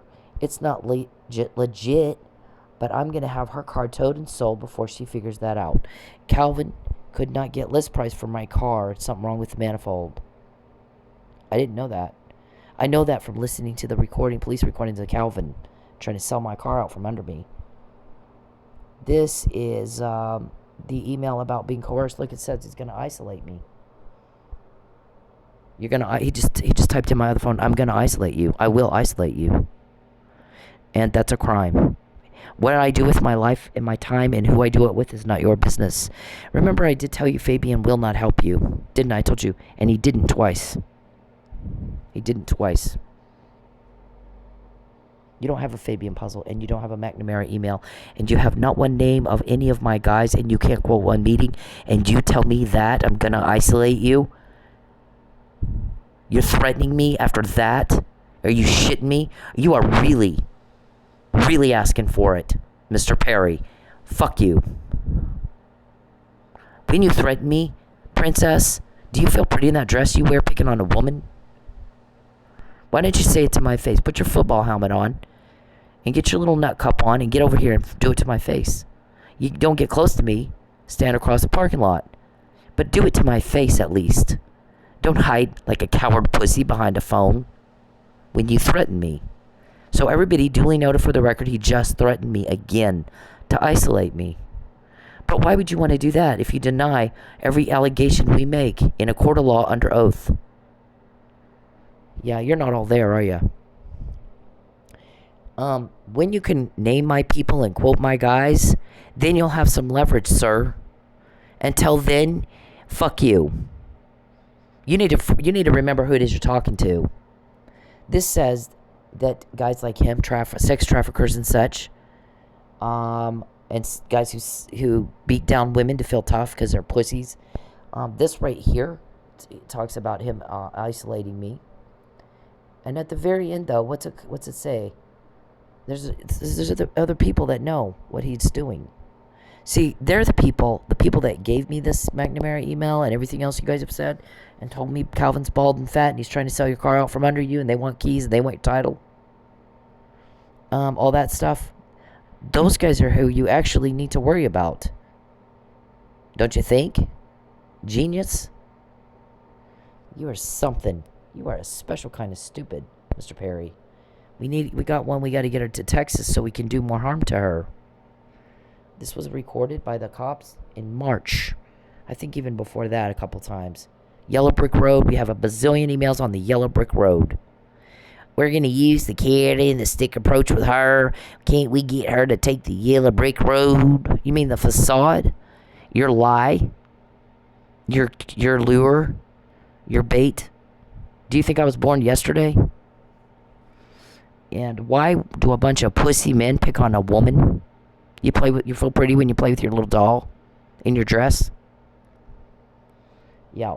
Remember who it is you're talking to and do not threaten me again. Do not fucking threaten me again.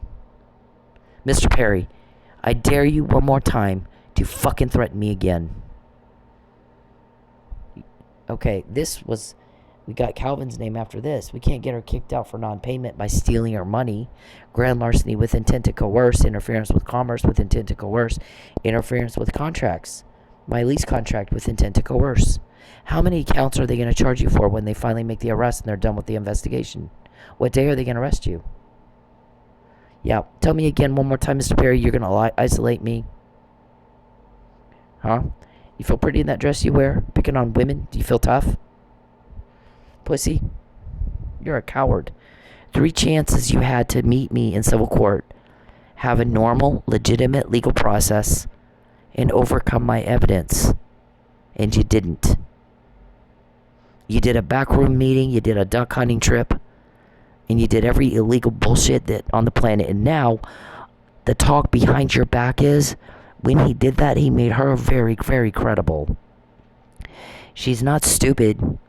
And what's the harm in letting her enter evidence she doesn't have? What's the harm in letting her in court to show evidence she doesn't have? And to make a legal argument she doesn't know how to make?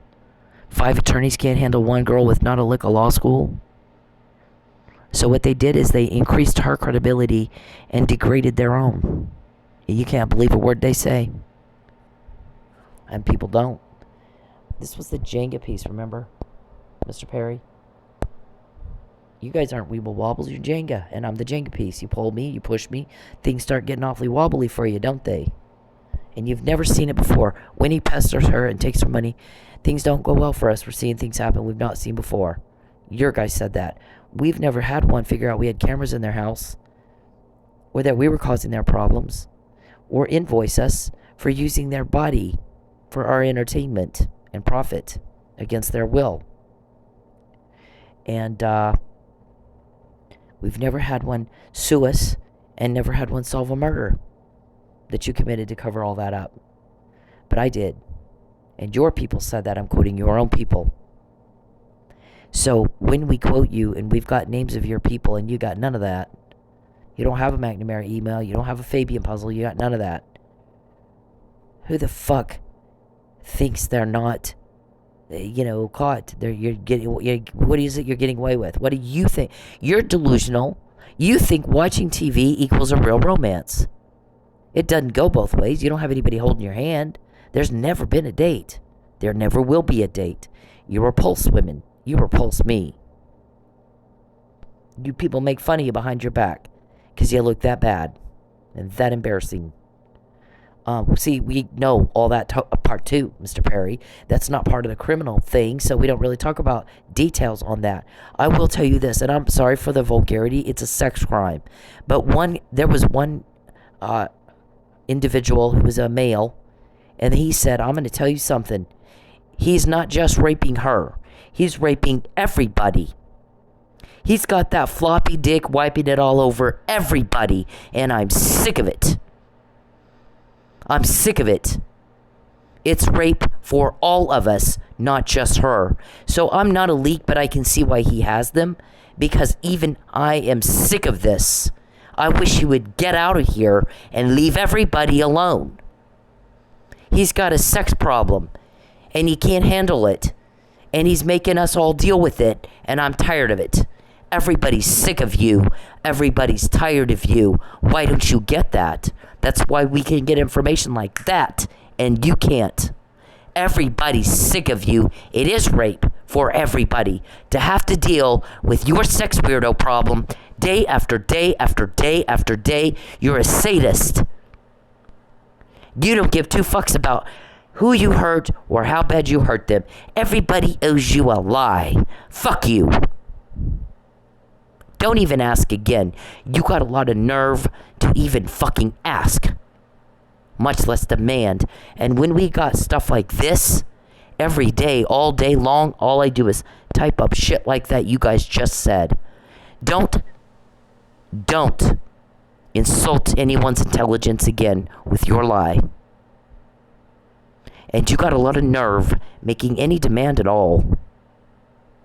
And what is it you fucking think you're getting away with? Delusional. And what he said to you was, in March 2020 and again in July 2022, and this is someone who does not repeat himself, but he had to for you. You are not to invade her privacy anymore. You do not contact her family or her in any form, directly or indirectly, ever again. Tonight, he said extend that to your coworkers too. Fuck the hell out of your life. Everything you do to me, we're using to build a criminal case. Everything. And we're good at it. And she's not to be broke anymore, Calvin. You specifically. He said, I want Calvin named. Because if he doesn't stop on his own, I'll do it for him. And when we quote you, we already are. We can't help it if you're stupid. You know, you can't fix stupid and you can't reason with crazy people. And you're living, breathing proof of that. What is it you think you're getting away with, Mr. Perry? When we get these every day, all day long. Everything you said. All fucking day long. Poke and peep. Yeah, you don't have a life. You just don't have one. You're very, very, very boring. Very boring. Look at this. Where's the marks on this man that looked like he was in a fight? Back and forth, back and forth, back and forth until his head came off his body with such force. It was as if Chief Miller were in a car crash. He did that while he's sleeping. He had that kind of strength while he's asleep.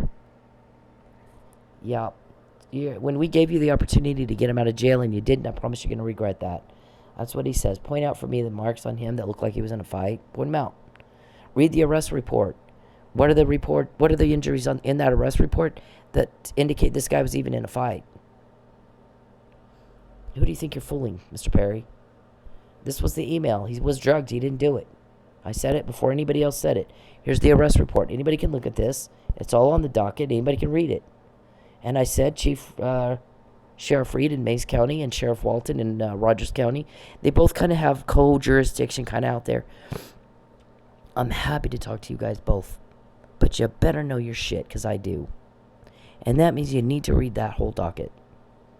In your fellow officer's case, where he's accused of killing someone, and there's no fucking way he could have done it. There's no way. There's no damn way. Okay? This is, on and on. Do you have one of these, Barry? You're always a wannabe, never the one wanted. And that is the best you can ever do. You do everything women hate, and nothing they like. And the more you know I hate it, the more you do it. That's not how you win somebody's heart. And that's why the guy said, I'm sorry, I don't believe you. Because if you really cared about her, you'd call her up and say, there's things that we left unsaid and I'd like to have lunch. And if she will have lunch with you, then go talk to her then. If she says no, go home and be a nice husband to your wife, Jackie. And quit being a dick. Quit betraying your family. But one thing is for sure. You ripped Cynthia away from her family. And you smeared her. And you did not defend her honor. You lied about her. And you locked her up in jail. And she lost her home. And you're still trying to do it again. Let's just find something. And that's not what you do to get a date with a woman. That's not even what you do to get cooperation. That's just not what you do. There's a reason it's a very serious crime and serious enough to come with a life sentence, Mr. Perry. So you need to read Title 18 of the United States Code 1512 and 1513, or get a lawyer that can help explain that to you with the finger paints and shit, since you need a special education teacher or whatever. They got to me this in jail, Calvin. You want to piss those guys off? Fucking with my money? You couldn't get less price after you steal my car, after you get keys made and just drive it off the lot, out of the parking lot, and you try to sell it out from under me, Mr. Calvin. But you can't get list price because of the manifold, and they told me that you're bald and fat. Mr. Perry, do not contact me. He's still typing in my phone, if you can even believe that. My guys are like, you are shitting me with that right now. Do you really? They're watching you. Okay, so this. I'm gonna put it to you this way. When you clone my phone, you opened a door for your phones to be cloned, and then watch everything you do. And anytime you go to a judge and say there's imminent danger here, because they're monitoring the communications of these girls, and these girls could be kidnapped like that or murdered like that. Look at what they're doing to Cindy, or held hostage like that, using corrupt cops. They could be whisked across the border. Their danger here for all of these little girls and Cynthia is imminent. So we need a search warrant right now, or a warrant to monitor communications on phones that are cloned, and the cloned phones as well. I mean the phones that are hosting the clone, right? And by the way, we're hot micing it because the danger's imminent. You think a judge won't sign that?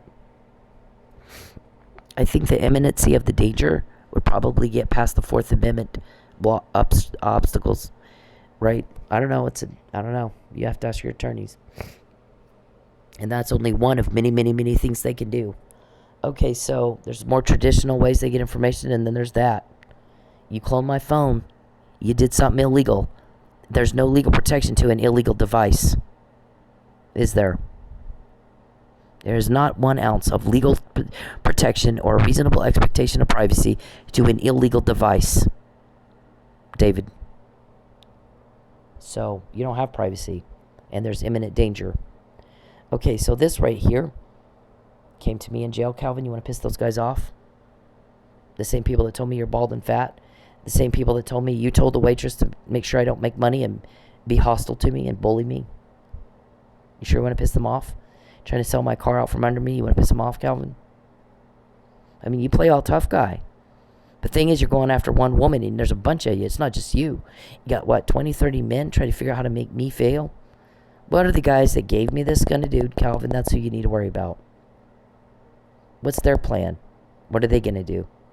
The intent and the goal is to put you all in jail so you never hurt anybody ever again. And nobody's gotten closer to that goal than we have they? And so when we tell you, leave me the fuck alone, get the hell out of my life, then you think you have a choice? It speaks to your delusion. You really are delusional. You really are delusional. Charles, get the fuck out, weirdo. You're a fucking weirdo. Absolute fucking weirdo.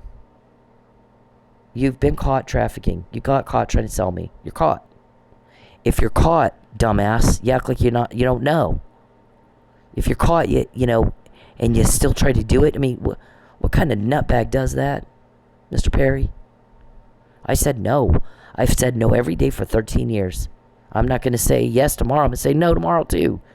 And the next day, and the next day, and the next day. And somebody's like, these guys aren't smart enough that at this point to see you do the same thing, you get the same results for 10 years, and they keep doing it. It doesn't get any dumber. Doesn't get any dumber. She said so easy it's not even fair. I can see why they say that. It is. It is. There's nothing hot and sexy about peeping and exploiting and selling people. I have a protected address. Mr. Perry, get the fuck out of my life. There's nothing I do that is any of your business. And when you go into court and go, oh, we're not doing that, then you got perjury now. You got perjury now. That's when we got Calvin's name after that. Let's see if we can't get her kicked out for smoking, because right now there's a COVID moratorium. And she did try. Look at the date on that, the 15th. That's dated the 9th. Times are very significant. Very, very, very significant. This is all the stuff that we got every time you contact me, every time you take a penny. I lose an eyelash because of you guys. We get more. So you got a lot of your code words here. You got a lot of subjects to your conversation that I typed up, Charles, Poke and Peep, you need to get busy working. Get stuff on your schedule like pottery class and finger paint class and all that stuff people do in the nursing home because they can't function normally. All of this, all your names right here. All right? Give me one name, quote one meeting. And then, only then would you have some leverage, Charles. I'm going to isolate you. We want our friends back, and we want our family, all victims, not just me, our friends back, and our families back, and our money back, and our privacy back, and you fucking gone. So that's why we can get information and you can't. That's why right there. And at your age, I shouldn't have to explain that to you. I can't tell you how many times Perry types in my phone, why? All right, look at the date on that. March 14, 2021. He cannot pass a cognitive reasoning test I give my first grade patients. He can't put together in his mind a simple concept of cause and effect.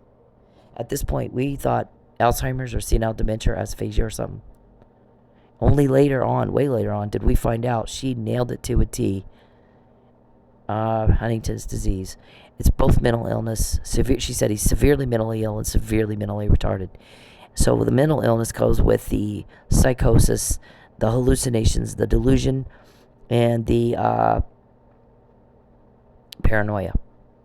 The impaired cognitive reasoning is the mental retardation. When you touch the hot stove, you get burned. When you do a crime to her, you get caught. Every day for 7-8 years now. Every fucking day. And then everybody's, well, when he pesters her and takes her money, things don't go well for us. When you pester me, when you take my money, that's the cause. The effect is things don't go well for you. And yet you keep doing it, Calvin. So that's how long ago she got it right without having a title of a disease that's making you cuckoo bird. This is Oklahoma Police Department on their website, Special Ops website, right there, on human trafficking. And right here it says they're doing it in the strip clubs. They're using strip clubs, massage parlors, escorts. And if you watch the movie, the Equalizer with Denzel Washington, it shows in there kind of the same thing. They're making these girls, like making them, you do it or they will murder you. You go suck that guy's dick, and he's gonna pay us, and we'll give you some canned food for that. Yeah. And so what we noticed at Sensations is that these girls are coming up with $200 and $300 bills, 4 and 5 times a night. And I'm looking at the clunker car they're driving, and I'm not seeing a lot of drug use. So where's the money going? They're not snorting it up their noses. I'm not seeing a drug habit that would tell me, yeah, that's where they're... I mean, some girls are on drugs so bad. You know that, when they're broke all the time, you know exactly where their money's going. These girls don't act like that. They don't do that. I don't see the drug use. I'm not seeing it. I'm not seeing it in their conduct. I'm not seeing them snort shit. I'm not seeing them shoot anything up their arms. I'm not seeing them go in the bathroom and hide for hours like you would see with some of the heroin addicts and meth addicts. I'm not seeing any of that. I'm seeing them out on the floor working. I'm seeing them hustle. And I'm seeing a clunker car. And I'm seeing a hell of a lot of money being thrown on stage and nothing to show for it. And we start looking into, okay, so this is probably one of David's trafficking victims. So what the guy just bought, it's not the same guy coming. These are not a regular. It's not the same guy. These are different guys all the time. And are they selling drugs or prostitution or both? The money's immediately laundered. We're not gonna have you pay her for the drugs or the prostitution by handing it to you at the table. We're gonna have you throw it on the stage. So now it's stage money. It's immediately laundered. So that's what OKC Police Department is saying right here, and they take your personal documents, passports, withholding passports, and identity documents, and money. We'll take your money to subjugate and coerce. But this time it's different when you do it to me. Yeah, and yet you keep doing it to me. I'm the Jenga piece. You guys had all of those girls in there at one time have Jenga games. Every single girl in there had a Jenga game. Like you thought I was going to walk in and go, oh, yes, Jenga, blah, blah, blah. And I didn't even dignify it with a response. Yeah. All of a sudden, I start doing these podcasts. All of a sudden, those girls come up to me. Oh, watch this crime podcast. I'm into crime podcasts now. Thinking I'd go, oh, yeah, I'm doing a crime podcast too. I didn't dignify it with a response. I was like, oh, are you really? Cool. Who writes the big book of weirdo technique? Your gaslighting isn't even working. And you got leaks. Pretty much what the guy said today. So, he gave about 100 different ways your leaks could be leaking. Didn't think that through, did y'all? Sometimes it's so easy, it's not even fair. Leave me alone! Please! Just talk to me for 2 minutes. First, let me say that I'm happy that the lady in this video is okay. Second, let me break down what rape culture is.